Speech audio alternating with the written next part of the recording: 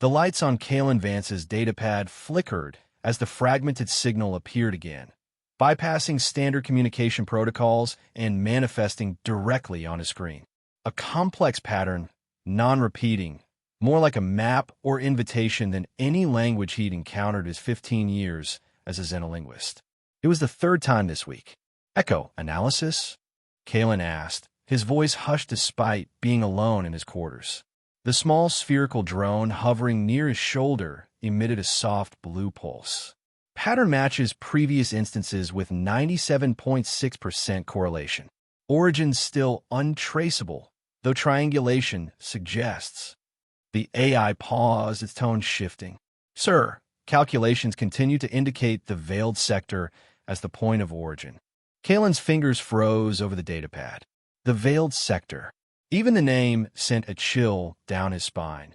A permanent fixture of Xylos Prime, visible from anywhere on the planet as a shimmering distortion in the sky, officially quarantined due to temporal instability phenomena. Unofficially, the stories were far more disturbing. Exploration ships vanishing, sensor data corrupted beyond recovery, whispers of shadowy figures, and sourceless music. Sir, I must remind you that any unauthorized attempt to— I know the regulations, Echo. Kalen cut off the AI, his eyes never leaving the pulsing pattern.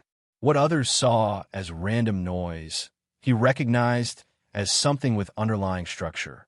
Not a language in the conventional sense, but definitely communication. Echo hovered closer. Your neural patterns indicate elevated stress. May I suggest reporting this signal to interplanetary authority? Their resources exceed our— No. The word came out more forcefully than intended.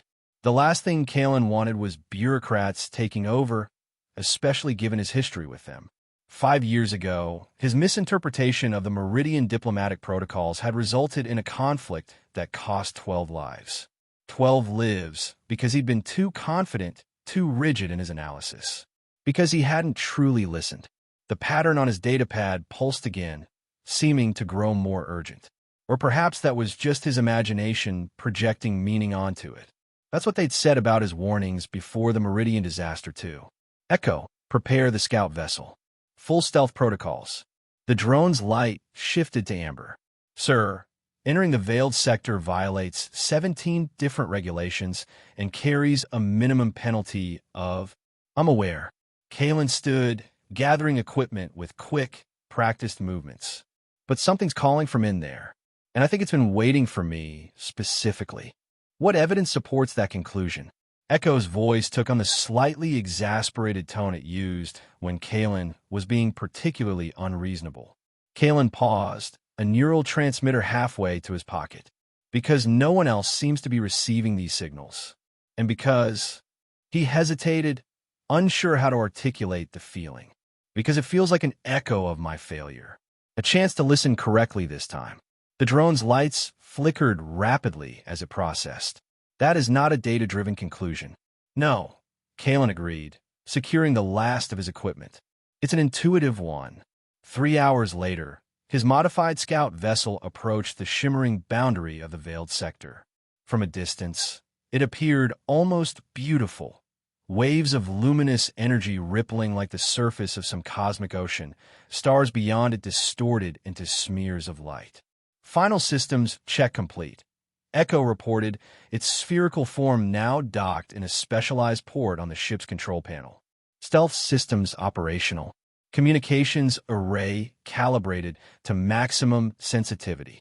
Temporal displacement sensors active. A pause. Sir, I must register one final objection to this course of action.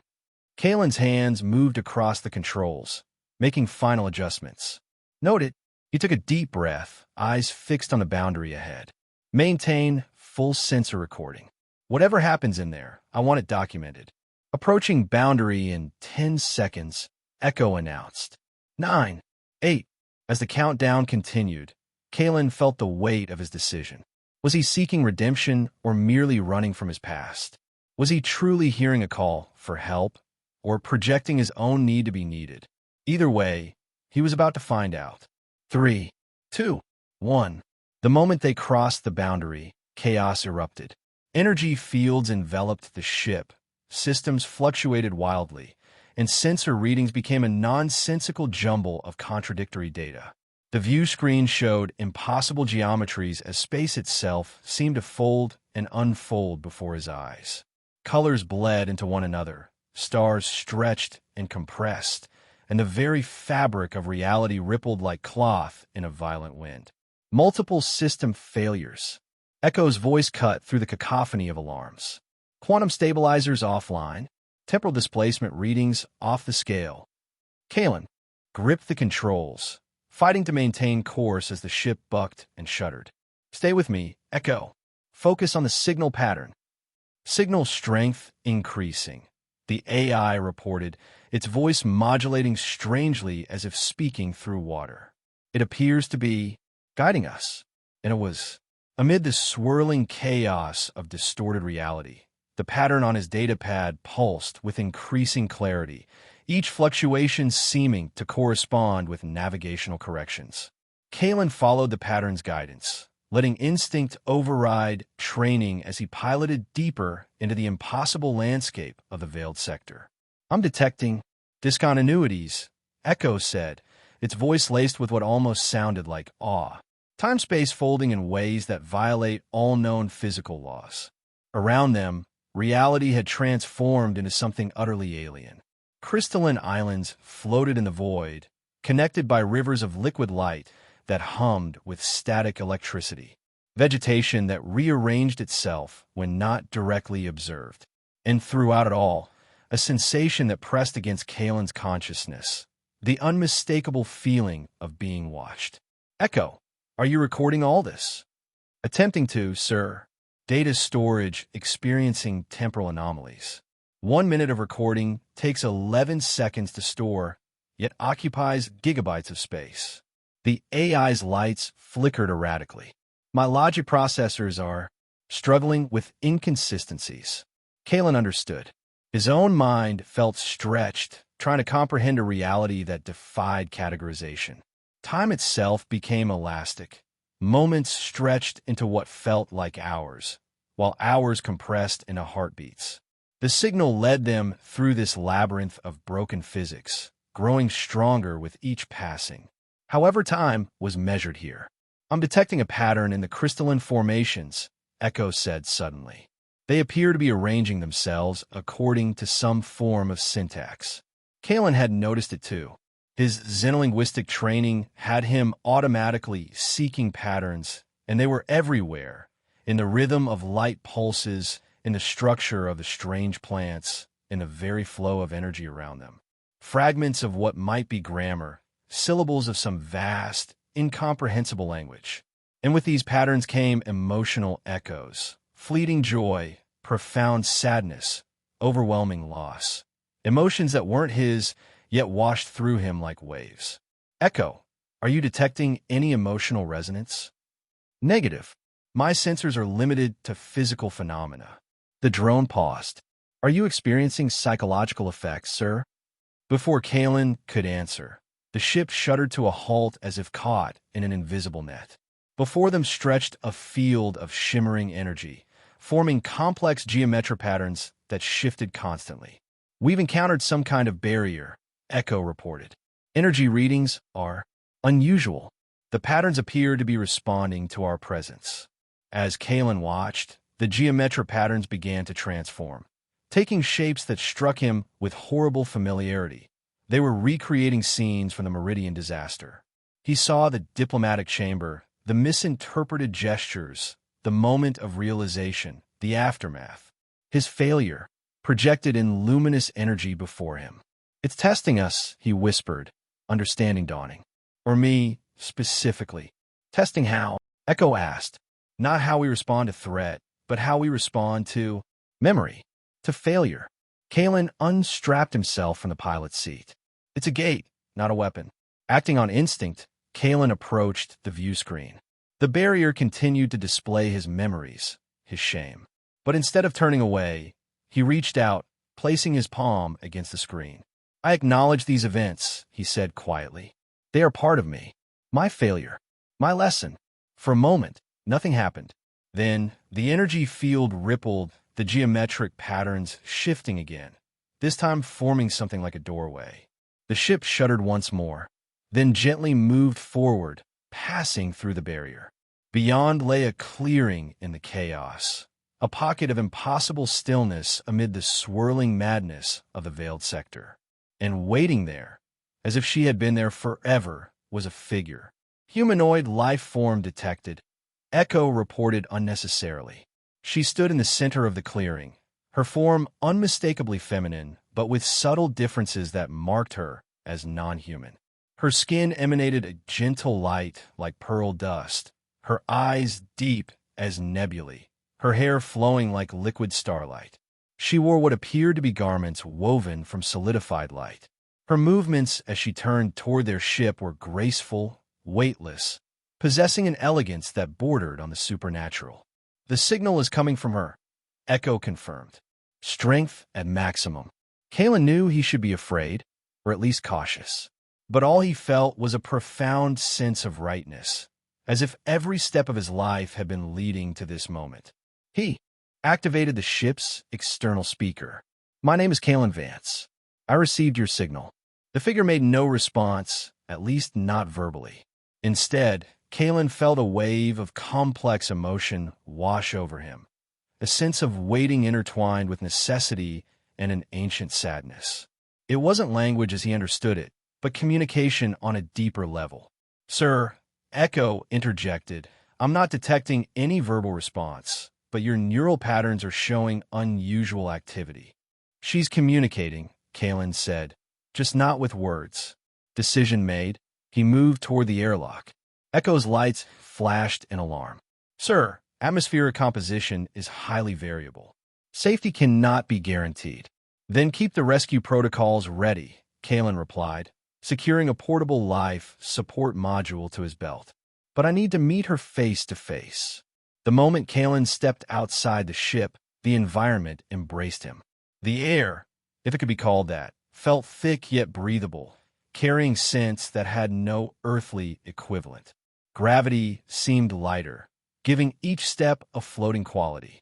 And all around, the strange stillness persisted, a bubble of calm in a sea of chaos. The figure, he found himself thinking of her as female despite his professional caution against anthropomorphizing, remained motionless as he approached, watching him with those star-filled eyes. Up close, her alienness was even more apparent. Her features were proportioned slightly differently than a human's, her movements suggesting a skeletal structure unlike any terrestrial species. Kalen stopped a respectful distance away and inclined his head slightly, a gesture he hoped would translate across species as non-threatening. "I heard you call," he said simply. Again, no verbal response came. Instead, the emotional projection intensified, recognition, assessment, and something like relief. It was like having concepts injected directly into his consciousness, bypassing language entirely. "Echo," he said quietly into his communicator, "are you receiving any of this?" "Negative," the AI responded. "I detect energy fluctuations correlated with your neural activity, but cannot interpret them." The figure, he needed a name for her, he realized, extended a hand, palm up, not touching him, just offering. Kalen hesitated only briefly before mirroring the gesture. Palm up, hand extended but not touching.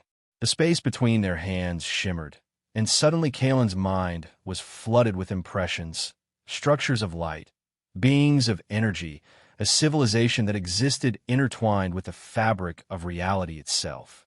A name, not in words but in concept, Lyra. "Lyra," he whispered, testing the sound. It wasn't her true name. He doubted human vocal cords could produce that, but it would serve. "My name is Kalen." Over the next several hours, Kalen tried every communication technique in his considerable arsenal. Standard linguistic protocols failed completely. Translation technology produced only gibberish. Echo suggested a direct interface to exchange data, but when Kalen offered the connection, Lyra gently declined, steering him instead toward shared experience and projected empathy. "She's trying to tell me something about this place," Kalen told Echo as the AI hovered nearby, recording everything.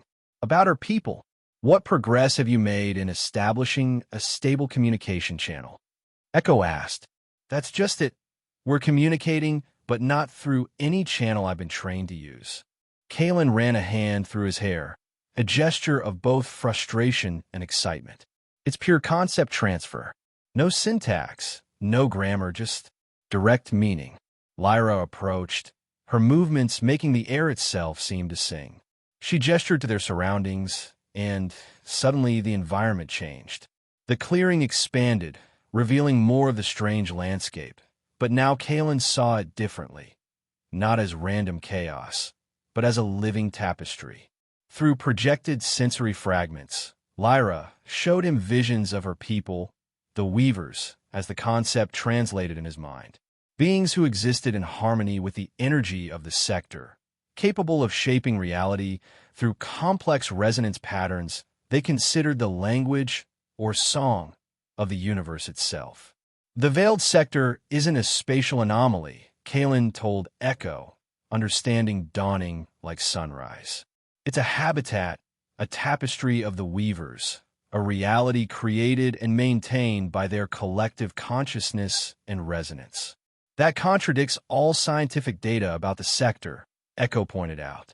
Because we've been measuring it with instruments designed for our reality, Kalen replied, not recognizing it as a constructed environment with its own physical laws. Lyra's next projection hit Kalen with the force of a physical blow. Images of discord, division, catastrophe.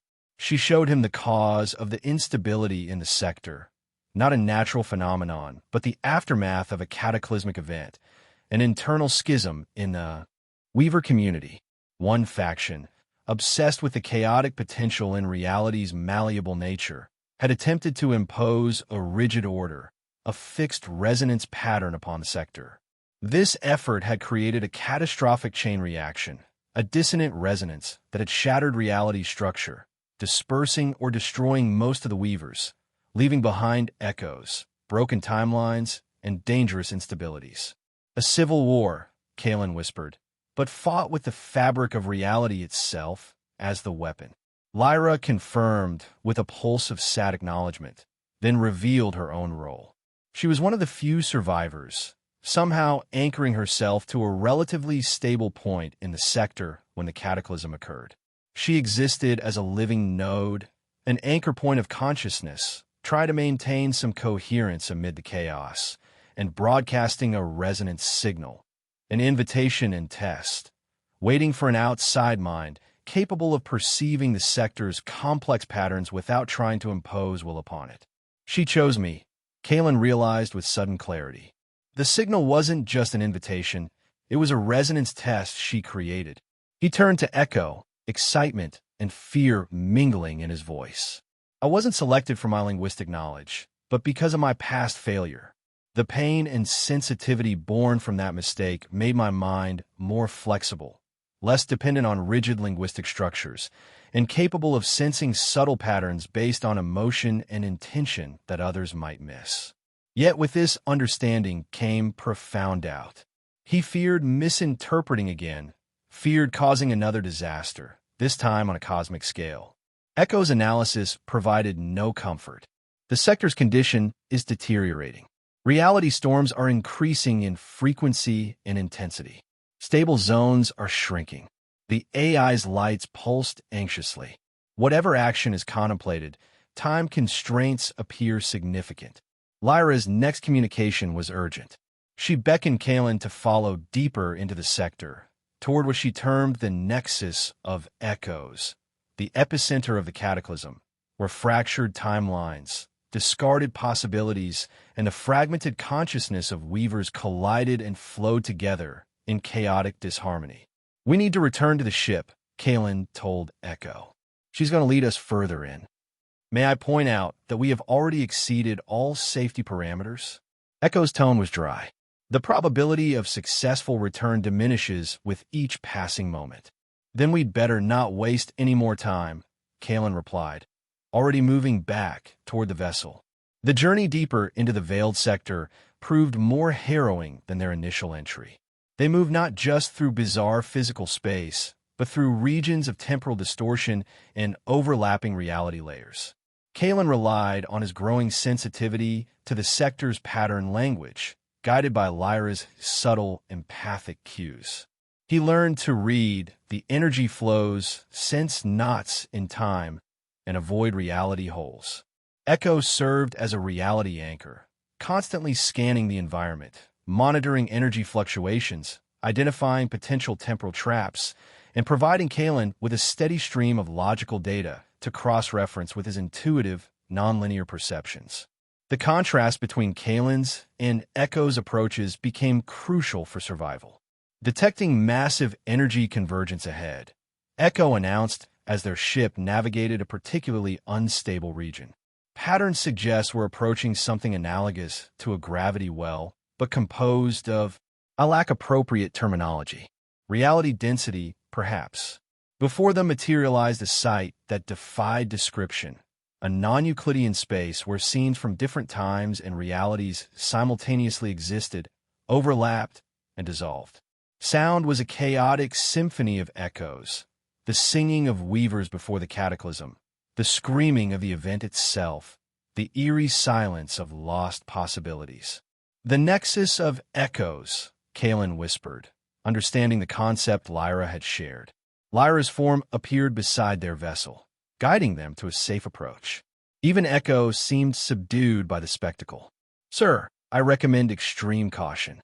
My sensors are detecting timeline fluctuations that could potentially erase our existence from continuity.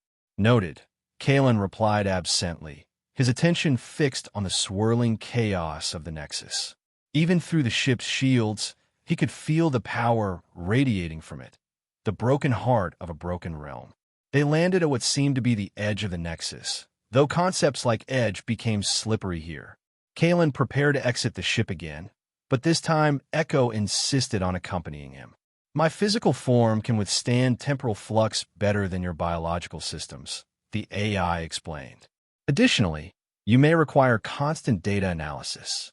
The moment they stepped outside, Kalen was bombarded by powerful echoes of what might have been. He saw visions of the Weavers, living in harmony, saw the cataclysm itself from multiple perspectives, saw different paths his own life might have taken without that one crucial failure. A brilliantly successful but arrogant and destructive Kalen. A Kalen who had completely abandoned his work and lived a meaningless existence. Echo, he gasped, struggling to maintain his sense of self amid the barrage. Are you getting this? I detect fluctuations, but not the content you appear to be experiencing, the AI replied, hovering protectively near him. Your neural patterns indicate extreme stress. Should we retreat? Before Kalen could answer, he felt it, the strongest presence in the Nexus. Not an entity, but a powerful echo of consciousness, a compelling resonance promising stability, clarity, and complete control, but at the cost of extinguishing the inherent flexible, creative nature of the sector and of the Weavers themselves. The echoing intent of the Order faction tried to draw Kalen in, promising to fix everything. Lyra appeared beside them, her form seeming more substantial here, anchored in the heart of the chaos. She projected urgency and warning, but also trust and expectation. And suddenly, Kalen understood. Fixing the sector isn't about imposing order or eliminating chaos, he told Echo, his voice steady despite the reality storm raging around them. It's about finding a new resonance, a new word in the pattern language of the sector, capable of harmonizing the broken echoes without destroying them, creating a kind of dynamic order. And Lyra cannot create this word, Echo asked, its analytical mind struggling with the metaphysical concepts. No, her being is too bound up in the old patterns and the pain of the cataclysm. It requires an outside perspective, a mind capable of truly listening to the chaos and responding creatively. Kalen looked at Lyra, who nodded in confirmation. This is the final test. Whether I can use my linguistic intuition, my sensitivity born from failure, and my new understanding of the Weaver's pattern language to form and pronounce this harmonizing concept/resonance. Echo hovered closer. How can I assist in this endeavor?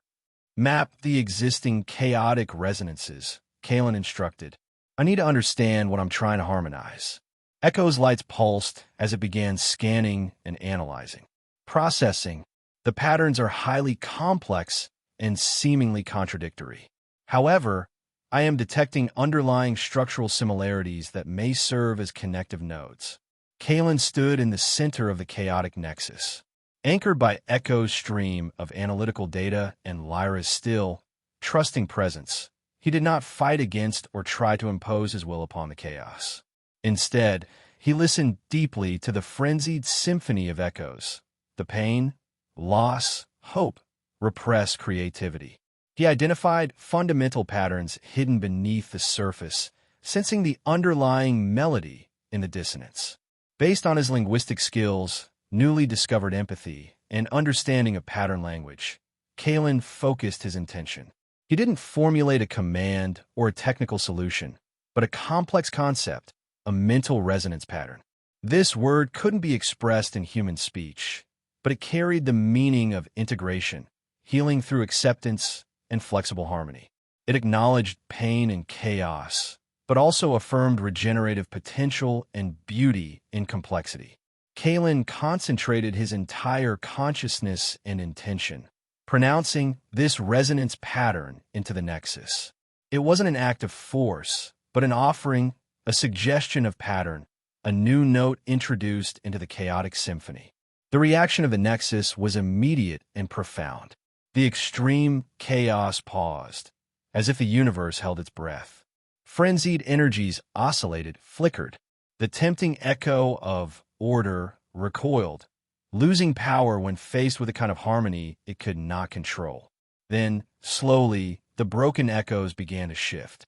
They didn't disappear, but they began rearranging themselves around Kalen's resonance, like shattered glass in a kaleidoscope, finding a new pattern, complex but beautiful.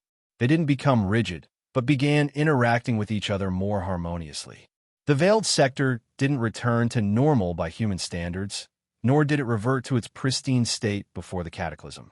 Instead, it stabilized into a new state, a complex, dynamic reality ecosystem where patterns continuously shifted and interacted, but in a coherent way, no longer destructive.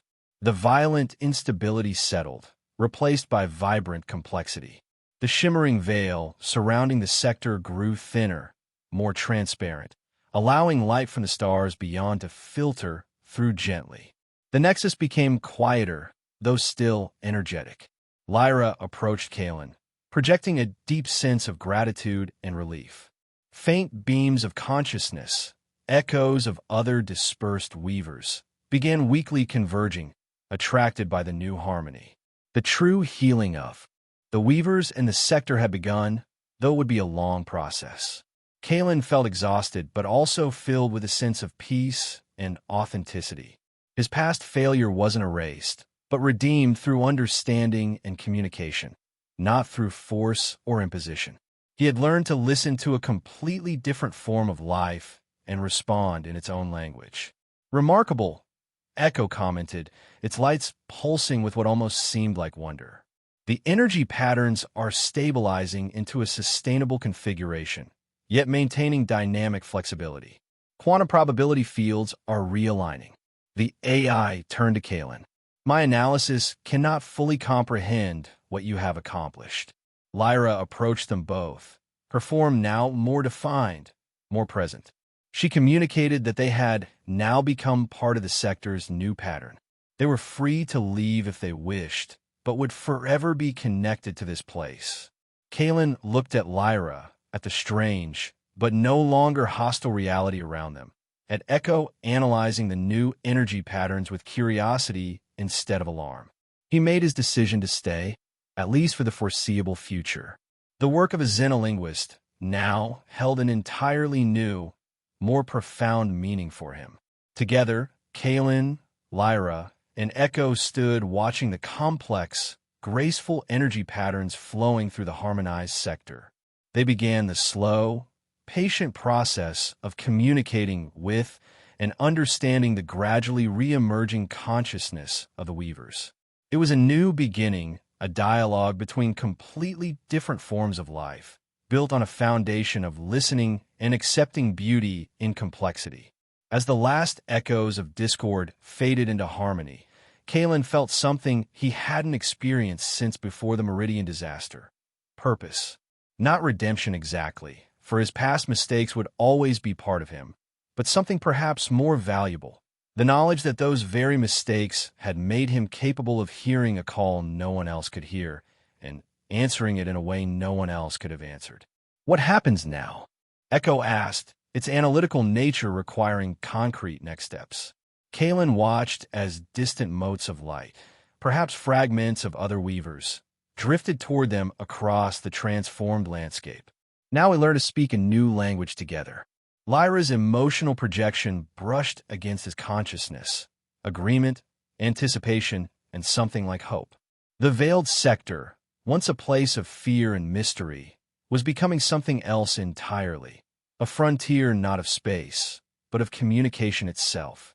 And somewhere deep in a nexus of echoes, the new pattern continued to spread, healing the broken reality one resonance at a time.